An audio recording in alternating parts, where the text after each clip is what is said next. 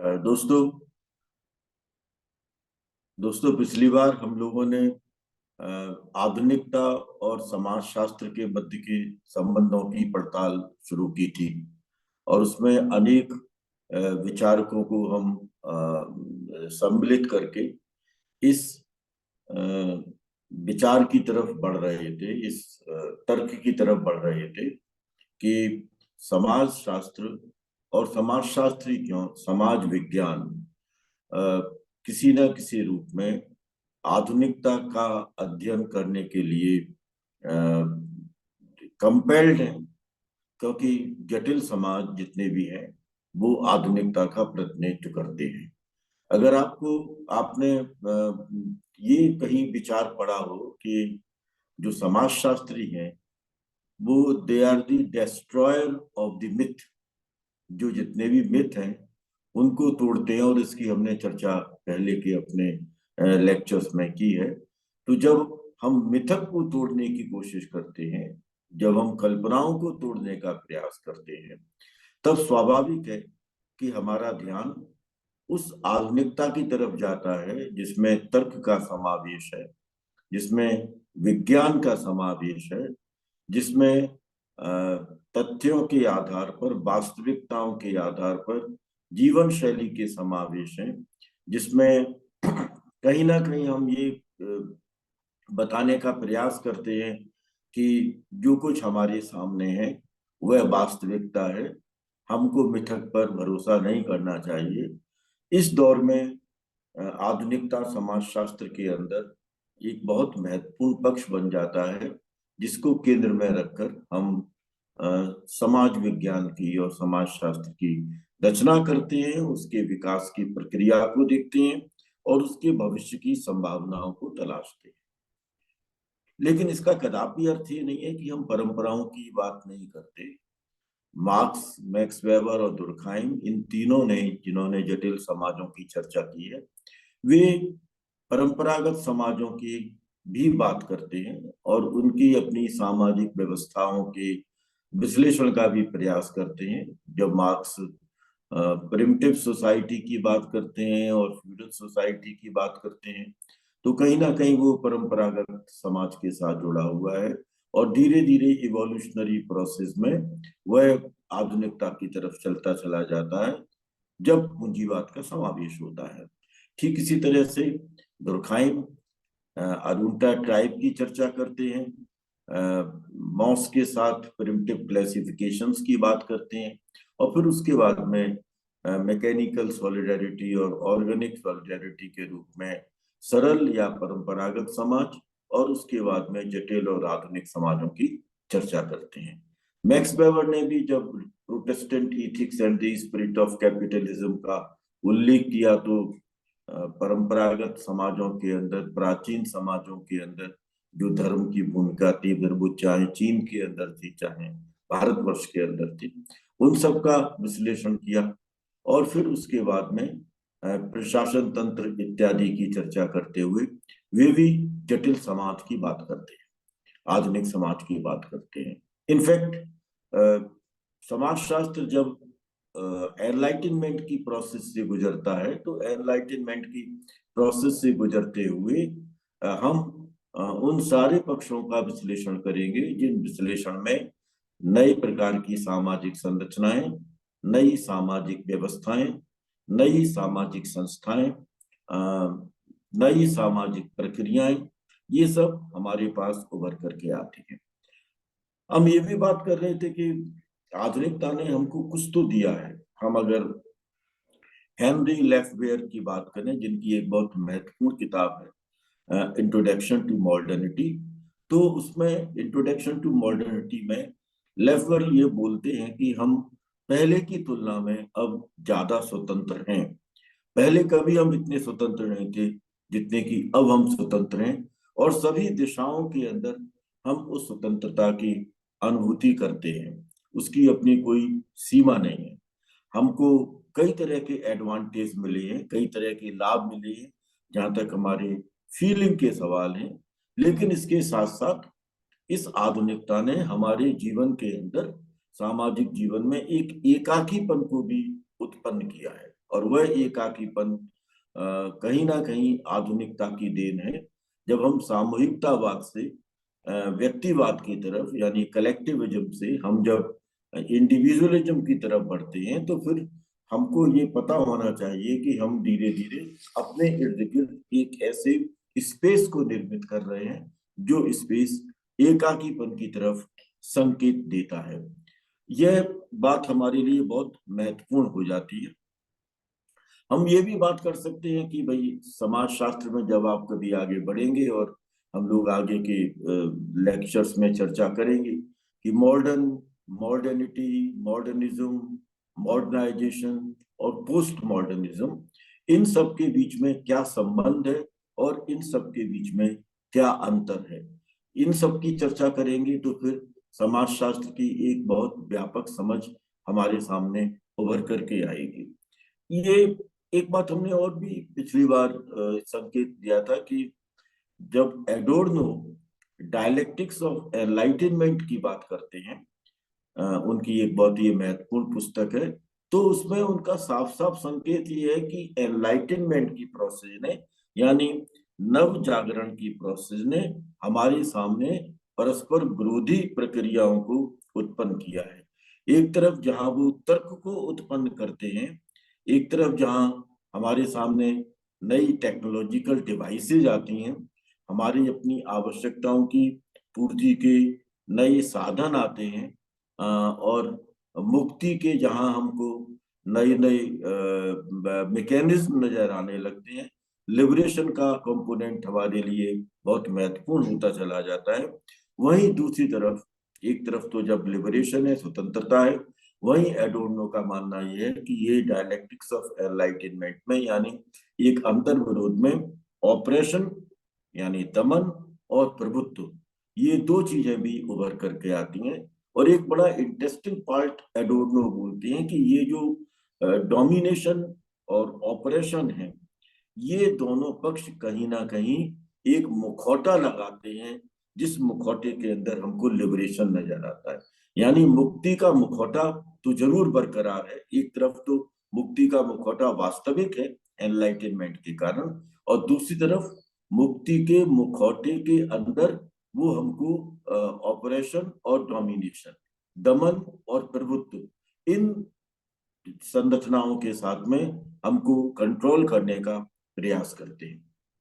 ये पूरी प्रक्रिया है जिस प्रक्रिया को हमें मॉडर्निटी के कंटेक्स्ट में समझना चाहिए, और समाजशास्त्र को समझाने का प्रयास करता है कि कहाँ पर हम समानता की बात करते हैं, लेकिन समानता की बात करते हुए हम किस तरह से अपनी सामाजिक व्यवस्थाओं में संस्तरण को महत्व देते चले जाते हैं, और उस संस्तरण को हम ये मानते हैं कि ये मेरिट के पॉइंट ऑफ व्यू से बहुत महत्वपूर्ण है, और यह स्तरीकरण सामाजिक विकास की प्रक्रिया में योगदान करता है। या जब आगे के टॉपिक्स आएंगे तो इन सब चीजों पर हम व्यापक रूप से चर्चा करेंगे।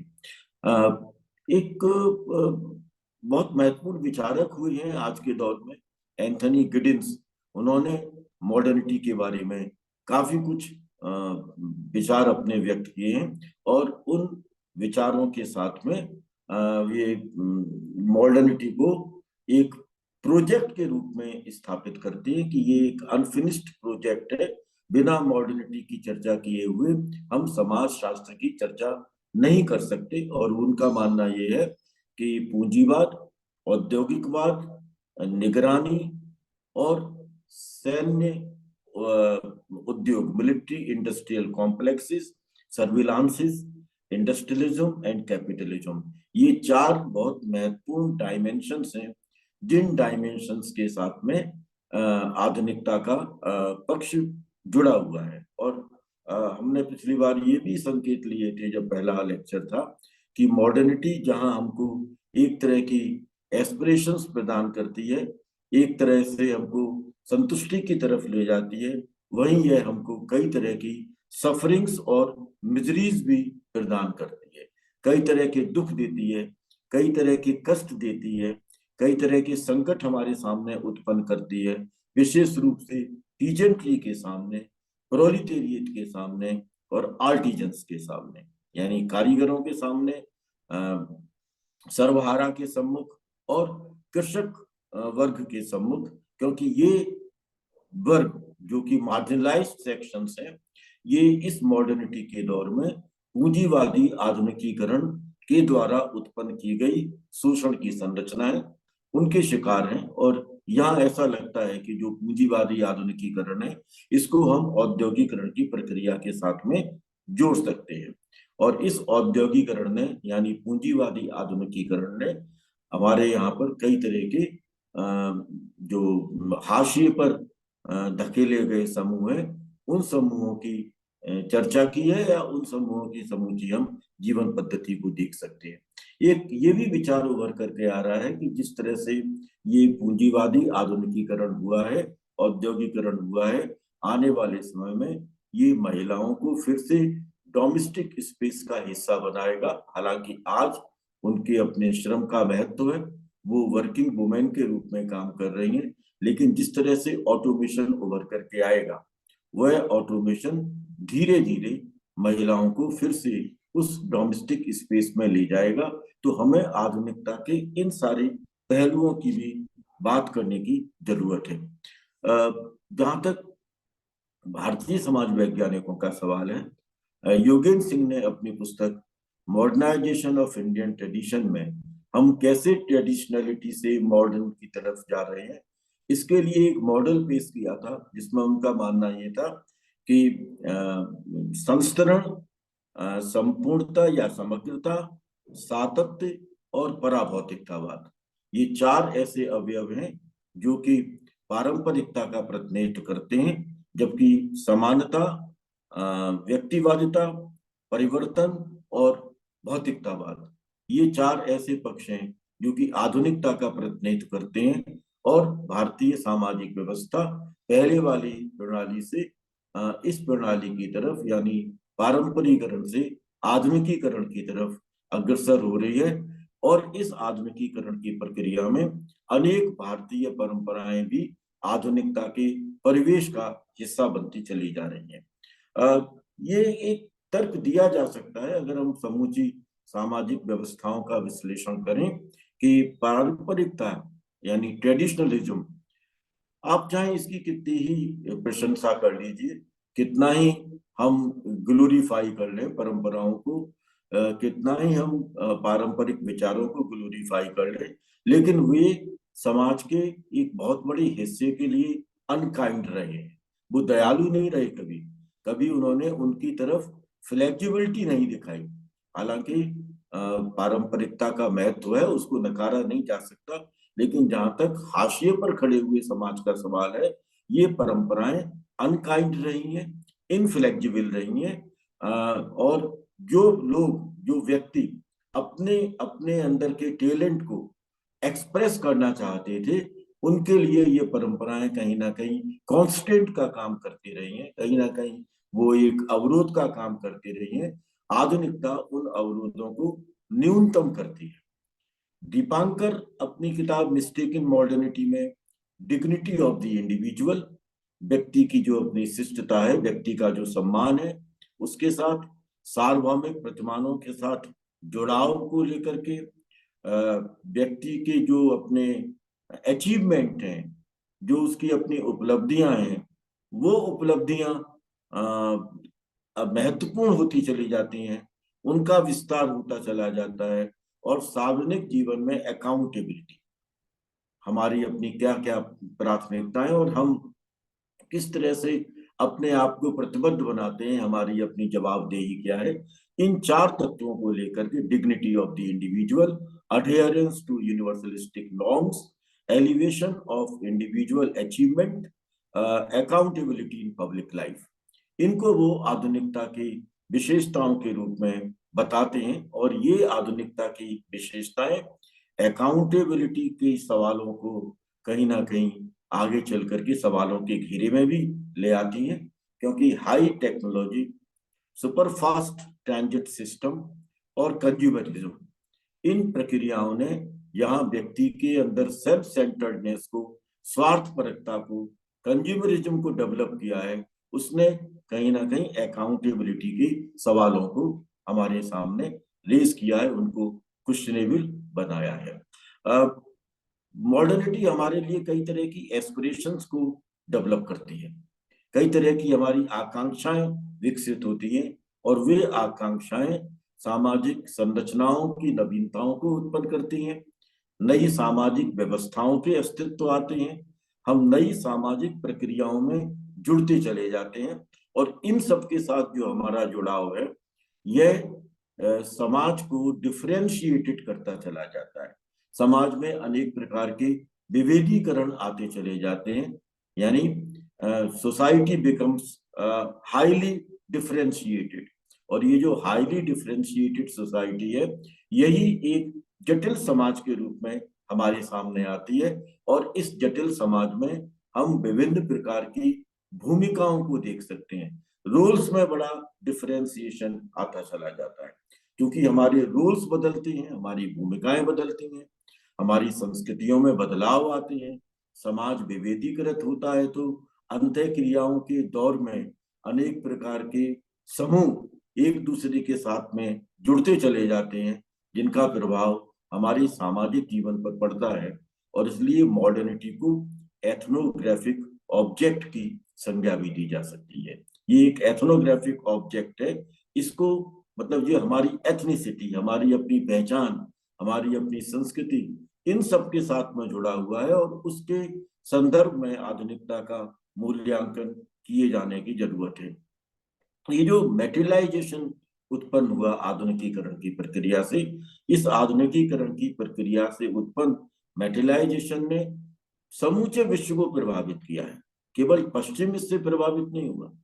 वर्ल्ड वाइड इम्पैक्ट इसका देखने को मिल रहा है। सवाल यह है कि क्या समाजशास्त्र वर्ल्ड वाइड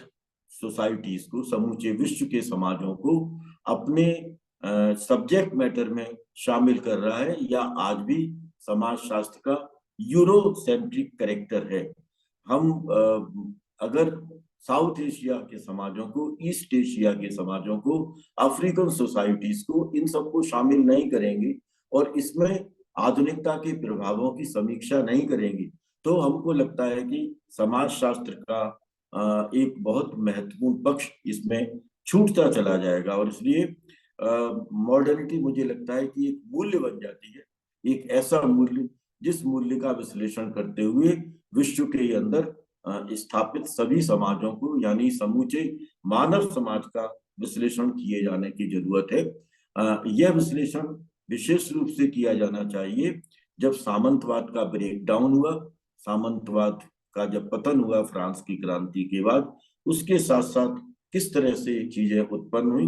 कैसे रिफॉर्म्स उभर करके आए, और किस तरह से काउंटर रिफॉर्म्स भी हमारे सामने उभर करके आते चले गए, इनका हमको एक विश्लेषण करने की जरूरत है। इसका मतलब ये हुआ कि ओल्ड फैशन्ड लाइफ और उसके माध्यम से धीरे धीरे इवोल्यूशनरी प्रोसेस से अप टू डेट हो जाना, आज के दौर में आ जाना, ये समाजशास्त्र के अंदर हमको विश्लेषित करने की जरूरत है। एंथनी गिडिंस ने अपनी पुस्तक social theory and modern sociology में इस बात को काफी महत्वपूर्ण तरीके से उभारा है। उनका कहना यह है कि जो सामाजिक विश्व है, वह सामाजिक विश्व जो आधुनिकता के कारण अस्तित्व में आया है, उसका अध्ययन समाजशास्त्र को करना चाहिए। The prime aim of sociology is to study social world brought about by the advent of modernity. तो समाजशास्त्र और आधुनिकता ये बहुत महत्वपूर्ण तरीके से जुड़े हुए हैं। इसका मतलब ये हुआ कि समाजशास्त्र का जो मूल चरित्र है, वह मूल चरित्र तुलनात्मक होगा। वह उन सभी संस्थाओं का अध्ययन करेगा जो संस्थाएं इवोल्यूशनरी प्रोसेस के द्वारा, मैंने पहले भी कहा था कि ये इवोल्यूशन नेचुरल भी हो सकता है और अननेचुरल भी हो सकता है आज के दौर में। तो इन सब के इवोल्यूशनरी प्रिंसिपल से कौन कौन सी संस्थाएं हमारे सामने आ रही हैं, और वे संस्थाएं और वे व्यवस्थाएं किस स्वरूप के समाज को हमारे सामने उत्पन्न कर रही हैं। जो समाज का स्वरूप, जिसकी पहली बात की गई, मॉडर्न इंडस्ट्रियलिज्म के कारण हमारे सामने उभर करके आया है। किस तरह का नव जागरण हमारी अपनी जीवन शैली के अंदर उभर करके आता है। उस जीवन शैली ने किस तरह की आशाओं को, किस तरह की इच्छाओं को, किस तरह की परिस्थितियों को और किस तरह के परिवेश को जन्म दिया है, जिसका कि हमको अध्ययन करने की आवश्यकता है समाजशास्त्र के अंदर। समाजशास्त्र में हमको ये देखना पड़ेगा कि क्या हम इन चीजों का अध्ययन कर पा रहे हैं। अगर हम ये अध्ययन नहीं कर पा रहे हैं, जैसा कि मेरे को लगता है कि हम इसका अध्ययन नहीं कर पा रहे हैं, क्योंकि हम आज भी इन सब चीजों को समग्र रूप में नहीं ला पाए हैं क्लासरूम ट्रांजेक्शन के अंदर। और इसलिए हॉरोविट्ज का भी मानना ये था, और अब एंथनी गिडिंस ने भी अपनी इस पुस्तक में संकेत दिया है कि डिक्लाइन ऑफ सोशियोलॉजी क्यों है, समाजशास्त्र धीरे धीरे कमजोर क्यों होता चला जा रहा है। एक कारण तो उन्होंने बहुत साफ बताया कि आधुनिक समाज, जो कि औद्योगिक समाज है आधुनिकता के कारण, उस औद्योगिक समाज में लेबर मार्केट बहुत महत्वपूर्ण हुआ है, और उस लेबर मार्केट के अंदर हमको वोकेशनल ट्रेनिंग वाले एम्प्लॉयज चाहिए, वो वर्कफोर्स चाहिए। और इसलिए समाज विज्ञानों से, ह्यूमैनिटी से लोगों का अपना ध्यान हट रहा है। दूसरा, उन्होंने ये भी कहीं संकेत दिया कि जो स्टेट की पॉलिसीज है, जो राज्य की नीतियां हैं, जिनके बारे में मार्क्स भी बात करते थे कि जो राज्य की अपनी नीतियां हैं, वो राज्य की नीतियां हमारे अपने जो संस्तरण मूलक समाज हैं, जो हमारी अपनी समस्याएं हैं, जो मल्टीपल और मल्टी लेयर्ड प्रॉब्लम्स हैं, उन प्रॉब्लम्स को सही तरीके से एड्रेस नहीं करती, और हम उन सोशल पॉलिसीज की बहुत आलोचनात्मक व्याख्या नहीं करते। हालांकि माइकल बुरावे ने उन नीतियों की बहुत तीखी आलोचना करने का एक दायित्व समाजशास्त्र के अंदर माना है। और एक चीज और भी है कि हमारे सामाजिक जीवन के ऊपर टेक्नोलॉजी का डोमिनेशन उभर करके आया है, और इस टेक्नोलॉजी के डोमिनेशन के कारण समाज विज्ञान धीरे धीरे हमारे लिए एक ऐसे विषय वस्तु के रूप में उभर करके आ रहे हैं जो विषय वस्तु या जो सब्जेक्ट्स बहुत इंपॉर्टेंट नहीं है। पर इन सब के बावजूद हमको ये मानना पड़ेगा कि समाज विज्ञानों का भविष्य आधुनिकता के फलस्वरूप कहीं एक संस्थागत रूप से स्थापित हो चुका है, क्योंकि संस्कृति के सवाल, साहित्य के सवाल, सामाजिक जीवन में आने वाले बदलाव, सामाजिक सिद्धांतों की जो एक व्यापक उभार हमारे सामने उभर करके आ रहा है। सामाजिक सिद्धांत खत्म नहीं हुए। प्राचीन जो क्लासिकल सोशोलॉजिकल थियरीज थी, उन सोशोलॉजिकल थियरीज से हम नए सामाजिक व्यवस्थाओं की तरफ आने की वजह से नई समाजशास्त्रीय सिद्धांतों की उपस्थिति को पा रहे हैं। डीकोलोनाइजेशन की प्रोसेस का हम अध्ययन करने लगे हैं। विज्ञान का स्वरूप कैसे समूचे विश्व को प्रभावित कर रहा है, और वह विज्ञान प्रत्येक समाज के अंदर किस मूल रूप में होना चाहिए, इसकी चर्चा भी हम समाज विज्ञानों के अंदर करने की कोशिश करते हैं। हम ये भी जानने का प्रयास करते हैं कि जो हमारा अपना विकास है, उस विकास के अंदर किस तरह की ओरिजिनलिटी है, उस विकास की प्रक्रिया में क्या अनओरिजिनल है, क्या काल्पनिक है, और उस काल्पनिक को वास्तविकता में बदल दिया गया है। हमारे ऊपर दबाव डाल करके किस तरह की सामाजिक संस्थाओं को विकसित किया जा रहा है। सर्विलांस के हमारे अपने महत्व क्या हैं, और उस सर्विलांस के कारण हमारी जो फ्रीडम अनफ्रीडम में कन्वर्ट हो रही है, वह अनफ्रीडम सामाजिक विचारों को कैसे प्रभावित करेगी, और क्या आधुनिकता जो कि एक फ्रीडम, लिबरेशन और डेमोक्रेसी के परिणाम स्वरूप उभर करके आई थी और इनको आगे बढ़ाने की कोशिश कर रही थी, क्या वो एक कंडीशनड सोसाइटी को जन्म देगी, क्या वो एक ऐसे समाज व्यवस्था को जन्म देगी जिस समाज व्यवस्था के अंदर फ्रीडम, डेमोक्रेसी, लिबरेशन, ये सारे मूल्य केवल एक सतही मूल्य बन जाएंगे, और एक नए प्रकार का डोमिनेशन, एक नए प्रकार की गुलामी, एक नए प्रकार का प्रभुत्व हमारी अपने सामाजिक जीवन को, हमारे अपने सामाजिक संबंधों को प्रभावित करने लगेगा या उनको निर्धारित करने लगेगा। इस और समाज विज्ञान के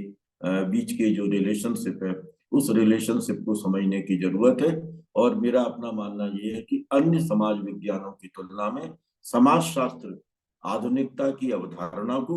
आधुनिकीकरण की अवधारणा को और आधुनिकता के सामाजिक, आर्थिक, राजनीतिक जीवन पर पड़ने वाले प्रकार्यात्मक और अपकार्यात्मक दोनों ही प्रकार के प्रभावों को, मेन जो पॉपुलेशन, जो प्रॉस्परस पॉपुलेशन है, उसके ऊपर इसके क्या प्रभाव हैं, और जो मार्जिनलाइज्ड पॉपुलेशन है उसके ऊपर इसके क्या प्रभाव हैं, इनकी अंतर संबद्धता का विश्लेषण करने की क्षमता रखती है। और इसलिए समाजशास्त्र की अपनी विषय वस्तु, इसकी अपनी पद्धति शास्त्र, इसके अपने सिद्धांत और इसकी अवधारणाएं, ये सब कहीं ना कहीं प्रत्यक्ष और परोक्ष रूप में आधुनिकता की अवधारणा से प्रभावित होते हैं, उससे निर्धारित होते हैं, और अपने